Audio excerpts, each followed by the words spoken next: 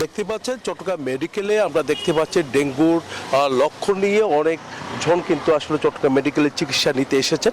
তো সবারই কিন্তু প্রাদুর্ভাব দেখা যাচ্ছে বলে মনে করছেন চিকিৎসকরা। তারা বলছেন যারা সবচেয়ে বেশি মারাত্মক আকার ধারণ করেছে তাদেরকে চট্টগ্রাম মেডিকেলে ভর্তি দেওয়া হচ্ছে। চট্টগ্রাম মেডিকেল সহ বিভিন্ন মেডিকেলে কিন্তু 24 ঘন্টায় 48 জন ভর্তি হয়েছে বলে আমরা জানতে পেরেছি। তবে সংক্রমিত সবচেয়ে বেশি যারা সংক্রমিত হয়ে ভর্তি হচ্ছে চট্টগ্রাম মেডিকেলে।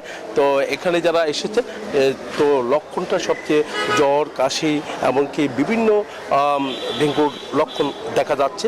তো লক্ষণ নিয়ে বিভিন্ন জন চিকিৎসা নেওয়ার জন্য তারা আসছেন।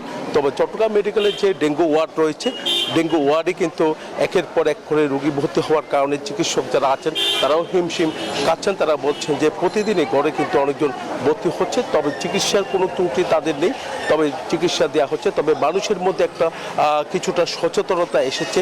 তো কোনো ডেঙ্গুর লক্ষণ দেখা দিলে দ্রুত সময়ের মধ্যে চিকিৎসকের যে একটা পরামর্শ নেওয়া, সেই চিকিৎসকের কাছে ছুটে আসা, সেটার কারণে কিন্তু এই বছর যে ডেঙ্গু আক্রান্তের হার বাড়লেও কিন্তু দেখা যাচ্ছে মৃত্যুর হার কিছুটা কমছে। গত বছরের তুলনায় মৃত্যুর হার কিছুটা কমেছে বলে আমাদেরকে জানিয়েছেন। এই পর্যন্ত চট্টগ্রাম জেলায় কিন্তু ডেঙ্গুতে মৃত্যু হয়েছে 3 জন। তবে হামের সংক্রমণ অনেক কমে গেছে।